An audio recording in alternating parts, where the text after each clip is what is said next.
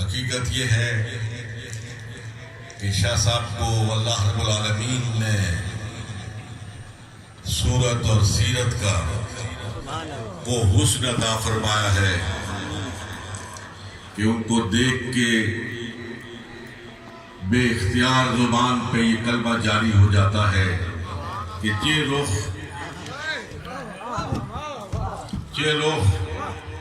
چے قد چے جبین لا الہ الا اللہ۔ سبحان اللہ سبحان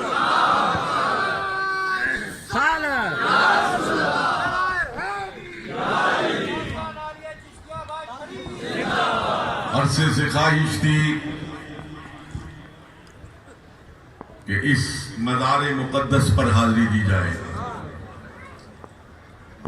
لیکن کل امر مرہون باوقاتها، ہر کام کے لیے اللہ رب العالمین کی طرف سے ایک وقت مقرر ہوتا ہے۔ اللہ کو آج ہی کی یہ حاضری منظور تھی، اللہ اسے مقبول بھی فرمائے۔ اللہ تے محترم، یہاں جید علماء کرام تشریف فرما ہے اور آپ نے ان کے مواعظ حسنہ سے مستفید ہونا ہے۔ میں انتہائی اختصار کے ساتھ انتہائی محدود وقت میں چند گزارشات آپ کی نظر کرنا چاہتا ہوں۔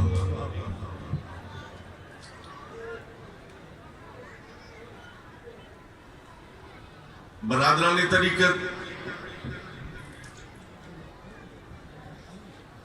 رسول اللہ صلی اللہ علیہ وسلم آقائے ختمی مرتبت علیہ السلام کو اللہ جل مجدہ نے ہمارے لیے نمونہ کامل بنایا۔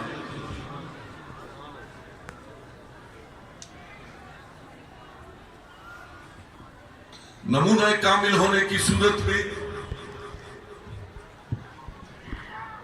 آپ کی کتاب زندگی کا ہر ورق ہمارے سامنے کھلا ہونا چاہیے تھا۔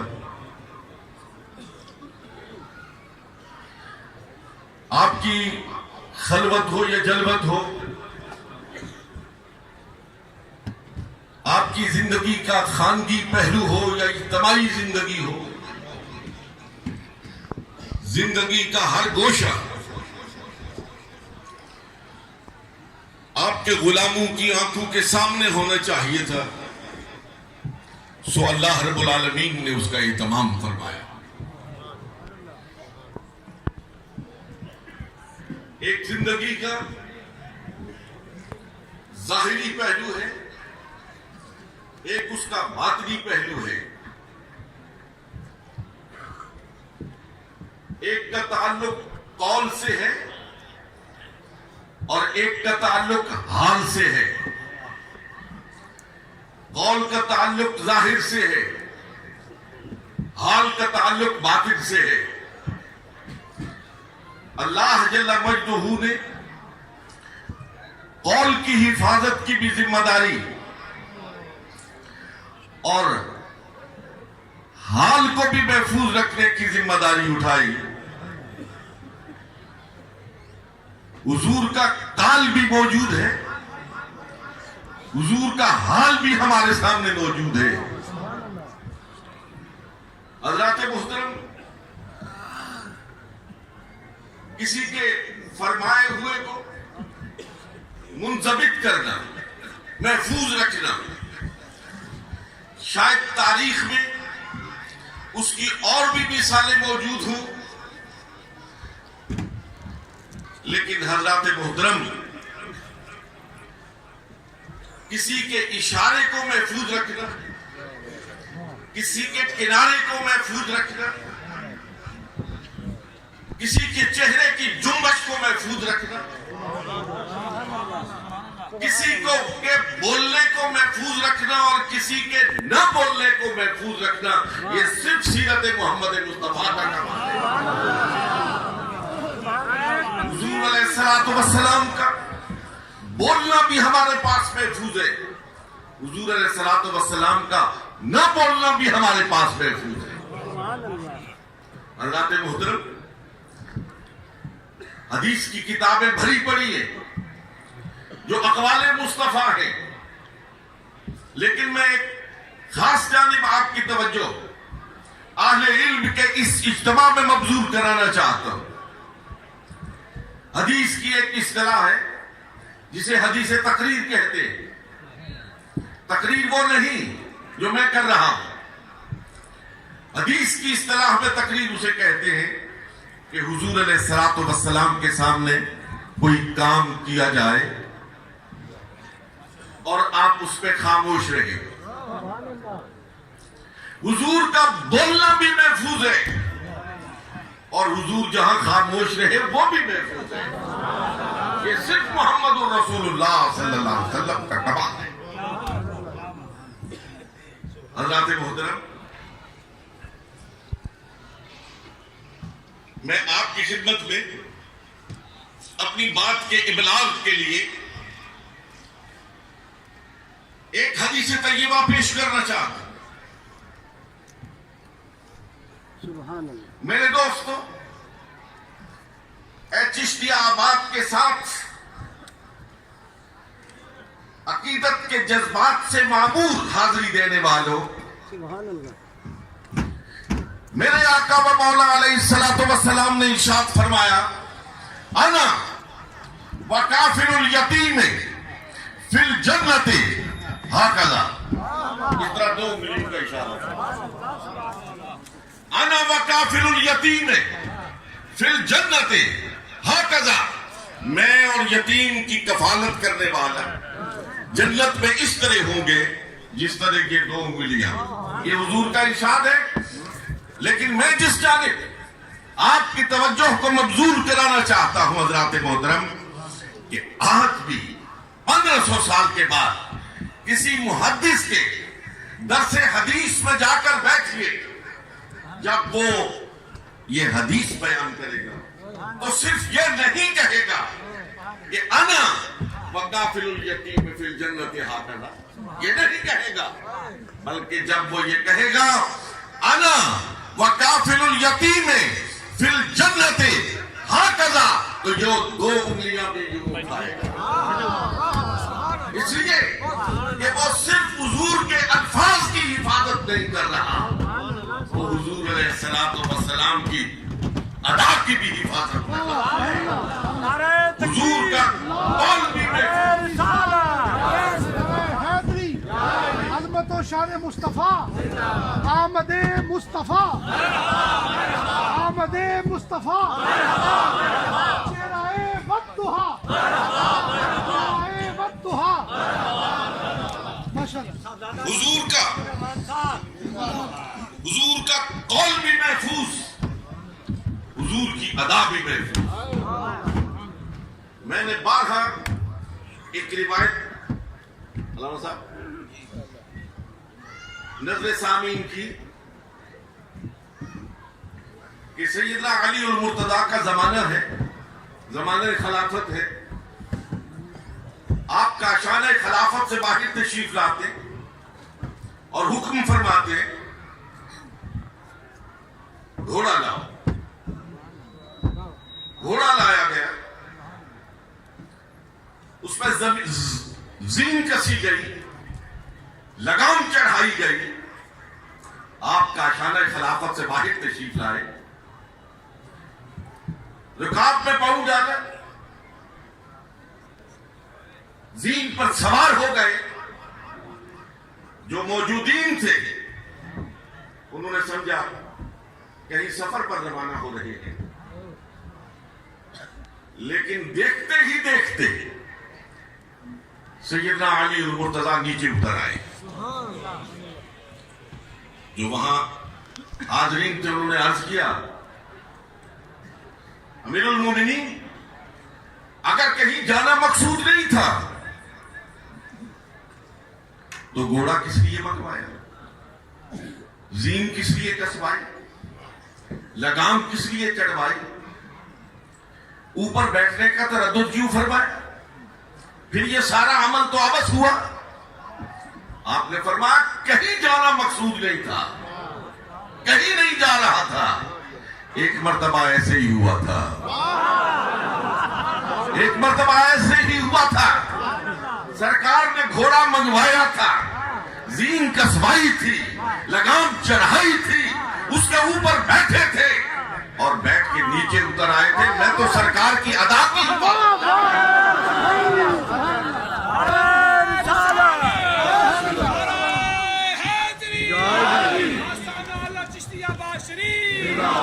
نعرہ حیدری، نعرہ حیدری، حضرات محترم، کیا نکتہ، ماشاءاللہ کیا بات ہے، کیا میں بات تھوڑا سا آگے لے چلنا چاہتا ہوں۔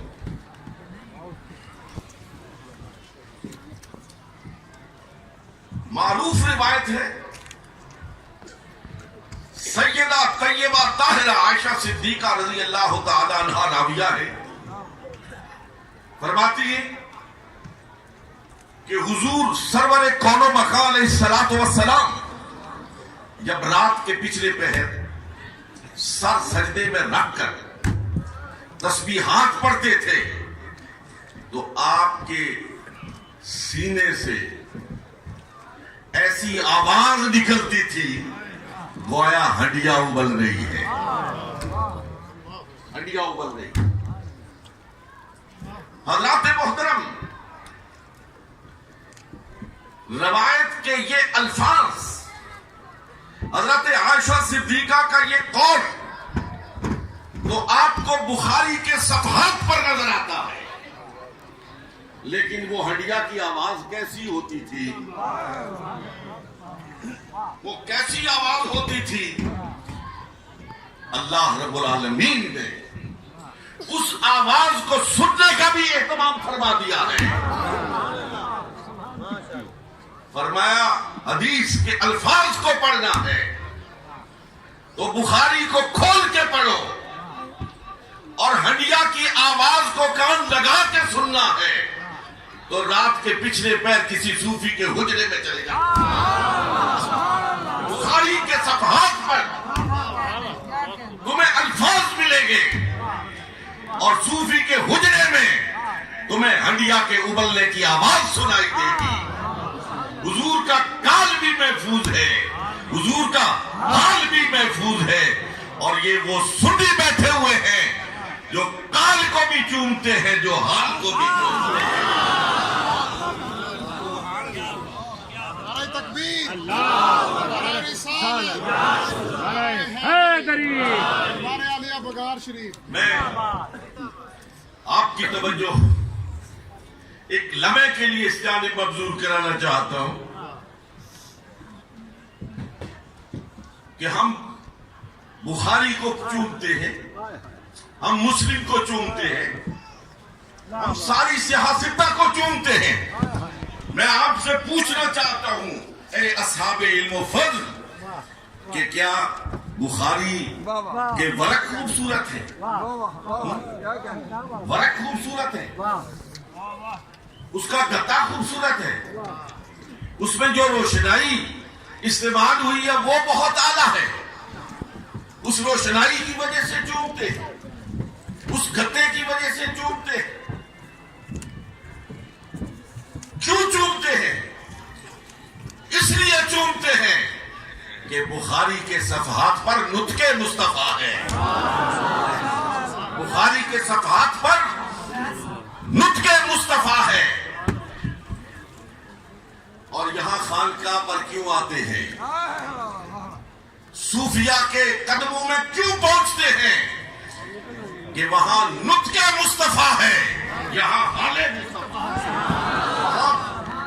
کال کو چومتے ہیں اور یہاں پہ حال کو چومتے ہیں۔ یہی وجہ ہے کہ یہ حال والے زندہ رہتے ہیں تو ہم ان کے قدموں کو چومتے ہیں، یہ مر جاتے ہیں ہم ان کی قبروں کو چومتے ہیں۔ انتہائی قابل قدر سامعین محترم، نعرہ رسالت، آستانہ علیہ چشتیہ باز شریف، زندگی کو محفوظ رکھنے کے لیے ایمان کو محفوظ رکھنے کے لیے آج کے اس پرآشوب دور میں ایمان کو ڈاکوں سے بچانے کے لیے کال کے ساتھ بھی تعلق ضروری ہے اور حال کے ساتھ تعلق بھی ضروری ہے. نہ کال کے بغیر کوئی چارہ ہے نہ حال کے بغیر کوئی چارہ ہے. کال اور حال جب ملتے ہیں تو پھر اسوہ محمد الرسول اللہ کھل کر سامنے آتا ہے. اور وہی شخصیت جو کال اور حال کی شاہکار ہوتی ہے وہی آپ کو پکڑ کر جادہ مستقیم پر گامزن کرتی ہے. اقبال نے کہا تھا دم عارف نسیم صبح دم ہے، دم عارف نسیم صبح دم ہے، اسی سے ریشہ مانی میں نم ہے، اگر کوئی شعیب آئے میسر، اگر کوئی شعیب آئے میسر، شبانی سے کلیمی 2 قدم ہے. یہ جو نظر ہے نا نظر، اس میں بڑا کمال ہوتا ہے. ہمارا پیر خانہ ہے موسیٰ شریف. سبحان اللہ، کیا بات ہے مسلم. میں نے مولانا صاحب ایک واقعہ پڑھا ہوا. سبحان اللہ. حضرت خواجہ سراج الدین کا زمانہ تھا. ان کا ایک نان بائی تھا، تندور پر روٹیاں پکانے والا. اس کا وقت نزا تھا، آخری سانس لے رہا تھا.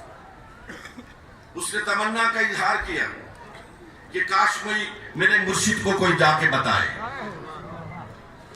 وہاں سے ایک خلفاء میں سے دوڑتا ہوا حضرت کی خدمت میں پہنچا. حضور، اگر آپ گوشے گوش سے سماعت فرمائیں گے تو خدا کی قسم جھوم اٹھیں گے اور جاتے ہوئے اپنے مرشد کے قدموں کے بوسے لیں گے.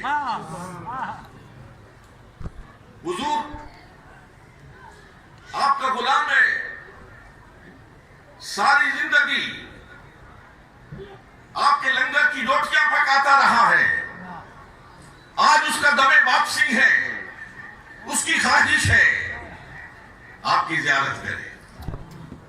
آپ تیزی سے وہاں پہنچتے، اس کے سرانہ کھڑے ہوتے. 2 جملے ہیں جو میں آپ کی نظر کرنا چاہتا ہوں. کھڑے ہوئے نا تو آپ نے اس کی طرف دیکھا اور ارشاد فرمایا وہاں کی زبان میں کہ سنگیا ہوش کری اوکھا ویلائی. نزا کی کیفیت تھی. فرمایا سنگیا ہوش کری اوکھا ویلائی. وہ بھی تو ولی کامل کا نان بھائی تھا نا. اس نے آنکھیں کھولی، آنکھ کھول کے کہا مرشد مہنگا ویلا نہیں ہے، تینڈا ویلا ہے. ایک تینڈا ویلا ہے.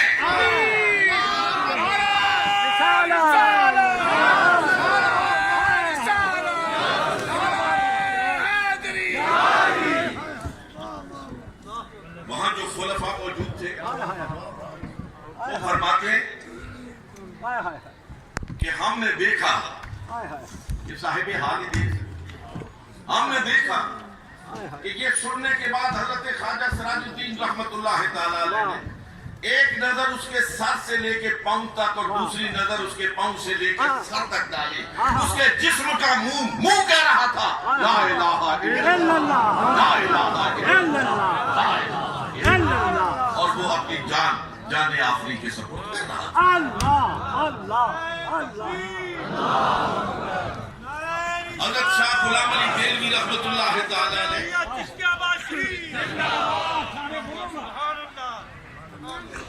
حضرت شاہ غلام علی دہلوی رحمت اللہ تعالی علیہ بیمار تھے. دہلی شہر میں ایک جوگی تھا ہندو. اس کو یہ کسب تھا، یہ کمال حاصل تھا کہ وہ نظروں سے بیماری کو سلب کر لیا کرتا تھا. بیماری کو سلب کر لیا کرتا ہے. جب آپ بہت بیمار ہو گئے تو آپ کے خلفاء نے عرض کیا کہ حضور اجازت فرمائیں تو اس جوگی کو لے آئے آپ کے علاج کے لیے. فرمایا نہیں یار میں کسی ہندو سے علاج نہیں کرواتا. بہرحال دن گزر گئے, آپ پر غشی طاری ہو گئی, درویشوں سے برداشت نہ ہو سکا, برداشت نہ ہو سکا, اور جا کے اس جوگی کو لے آئے. جوگی نے سوچا کہ یہ تو سلسلہ عالیہ نقشبندیہ مجددیہ کے ماتھے کا جھومر ہے, اگر میرے اس کمال سے شفا پا جاتا ہے تو پورے ہندوستان میں میری بلے بلے ہو جائے گی. آیا بیٹھا, نظر ڈالی, کمال تو تھا, آپ ہوش میں آ گئے. ہوش میں آئے تو دیکھا سامنے جوگی بیٹھا ہے. آپ نے سوچا نہیں آنا چاہیے تھا, نہیں بلانا چاہیے تھا, لیکن بلا کے لے آئے. مگر اللہ یہ آیا, اس نے میرے جسم کے روگ کو دور کر دیا, اور اگر یہاں سے واپس جائے اور باطن کا روگ ساتھ کے لے کے جائے تو پھر کوئی بات کرنا ہوگی.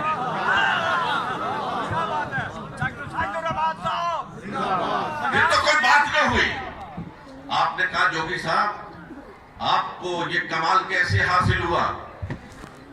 جوگی نے جواب دیا, حضرت جی میں نے اپنے نفس پہ قابو پایا تو مجھے یہ کمال حاصل ہو گیا. کہا وہ کیسے؟ کہا حضرت جی میرے نفس نے کہا سو جاؤ, میں نے کہا نہیں سوتا, میں جاگتا رہا, کیونکہ ماں جاگتا رہا. نفس نے کہا کھاؤ, میں نے کہا نہیں کھاتا. نفس نے کہا پیو, میں نے کہا نہیں پیتا. اللہ حاضر قیاس میں نے اپنے نفس کی مخالفت کی, مخالفت نفس سے میری یہ صفت بیدار ہو گئی, یہ کمال حاصل ہو گیا. اب ادھر سے تو سوال کر رہے تھے, ساتھ نظر بھی ڈال رہے تھے, نظر بھی ڈال رہے تھے. آخر میں آپ نے ارشاد فرمایا جوگی صاحب میں آپ سے پوچھنا چاہتا ہوں, آپ کا دل چاہتا ہے ایمان لاؤ, آپ کا نفس چاہتا ہے ایمان لاؤ. کہا نفس تو نہیں چاہتا. کہا تو یہاں اس کی مخالفت کیوں نہیں کرتے, یہاں بھی تو مخالفت کرو نا. یہ کہا جوگی کی آنکھیں تھرا گئی, آپ نے ہاتھ آگے بڑھایا اور فرمایا تیرے ایمان لانے کا وقت آ گیا, تیرے ایمان لانے کا وقت آ گیا ہے. ہاتھ آگے بڑھا اور پڑھ لا الہ الا اللہ محمد الرسول اللہ. گیا تھا علاج کرنے کے لیے, واپس آیا تو علاج کروا کے آیا. گیا تھا تو کافر تھا, آیا تو مسلمان ہو گیا تھا. اے اہل نظر ذوق نظر خوب ہے لیکن, اے اہل نظر ذوق نظر خوب ہے لیکن جو شے کی حقیقت کو نہ دیکھے وہ نظر کیا. اے اہل نظر ذوق نظر خوب ہے لیکن جو شے کی حقیقت کو نہ دیکھے وہ نظر کیا ہے. اہل نظر کے پاس جاؤ, خدا کی قسم دل کی دنیا کو بدل کے رکھ دیتے. یہ جو آج بستیوں کی بستیاں, آج ملکوں کے ملک لا الہ الا اللہ کی صداؤں میں مگن ہے, اور شرق میں اور غرب میں, شمال میں اور جنوب میں لا الہ الا اللہ کی گونج ہے. خدا کی قسم یہ ان اہل نظر کا کمال ہے, اہل نظر کا کمال ہے.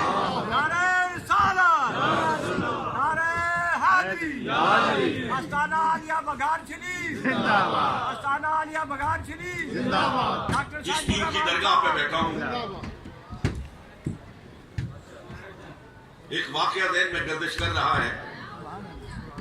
پیر صاحبان کی اجازت سے آپ کی مجلس کی نظر کرتا ہوں. حضرات محترم سلطان شمس الدین التتمش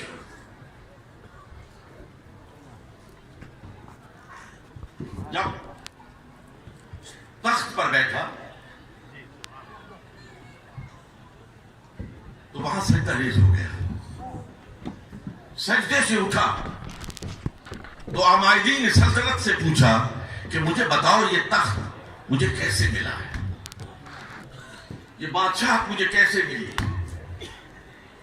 ہر ایک نے کہا آپ کی ذہانت کی وجہ سے, آپ کی فطانت کی وجہ سے, آپ کی شجاعت کی وجہ سے, آپ کی سیاست کی وجہ سے, جو بھی صفات ممکن تھی سب گنواتے رہے. اس کی آنکھوں سے آنسو بہنے لگے. کہا نہیں, تمہیں نہیں مانوں, تمہیں نہیں مانوں, میں تمہیں بتاتا ہوں. میں بغداد میں تھا, ایک امیر عورت کے گھر پہ نوکری کیا کرتا تھا. ایک روز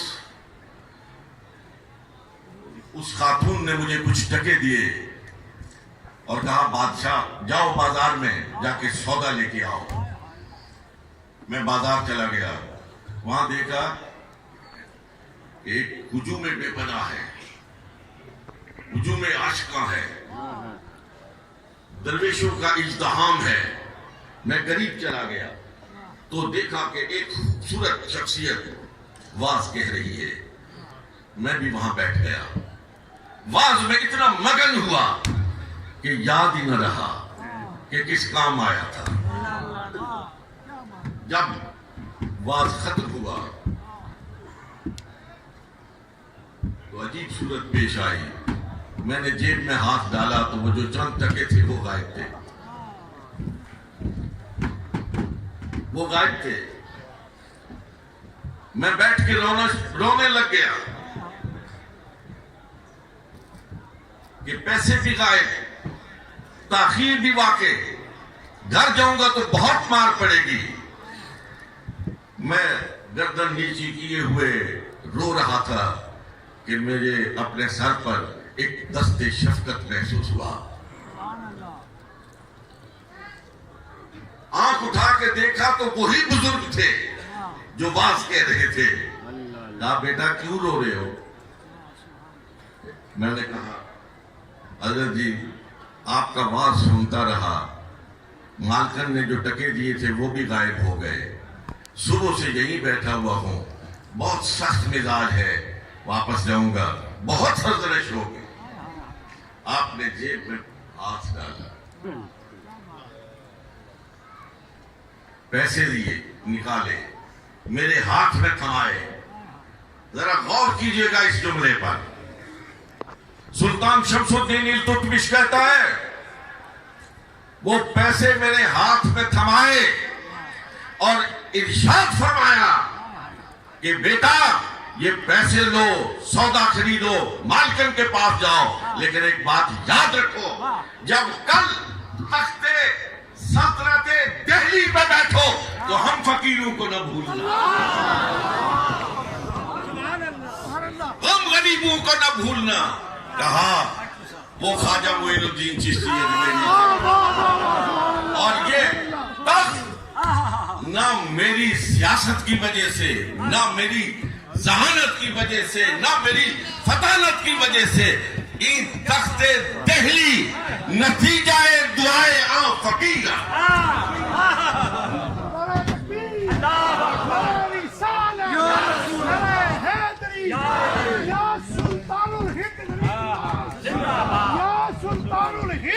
غریب نواز, یا سلطان الہند غریب نواز.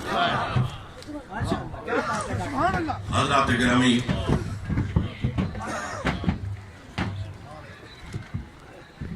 وہ تمام صوفیاء جو نور نبوت سے مستنیر ہوئے, زندہ تھے اور زندہ ہیں, تو براہ راست لوگ ان کے نور سے مستنیر ہو رہے ہیں. اور اگر قبروں میں چلے گئے ہیں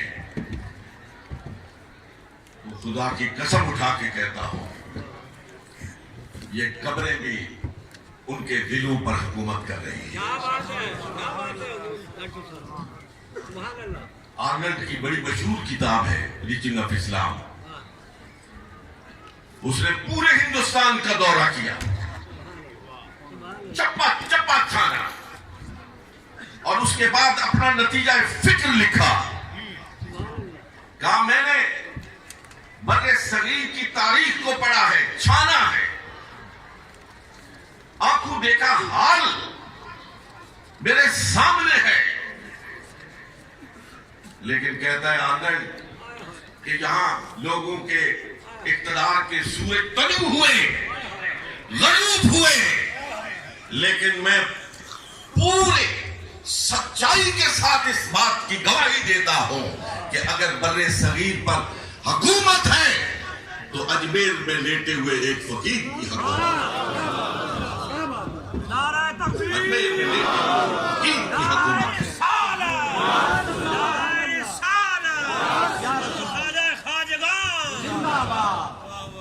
لیکن یہ سب کمال ہے نور نبوت کا, یہ سب کمال ہے محمد الرسول اللہ کے قدوم بیملت لزوم کا. میں اپنی گفتگو کے آخری حصے میں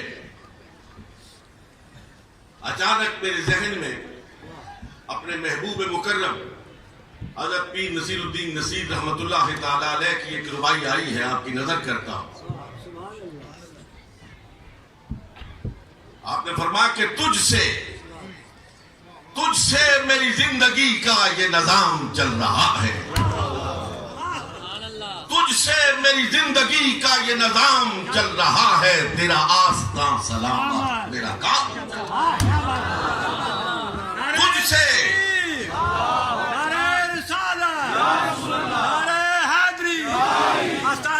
چشتیہ شریف, ڈاکٹر صاحب زادہ ساجد الرحمان صاحب, تجھ سے میری زندگی کا یہ نظام چل رہا ہے, تیرا آستاں سلامت میرا کام چل رہا ہے.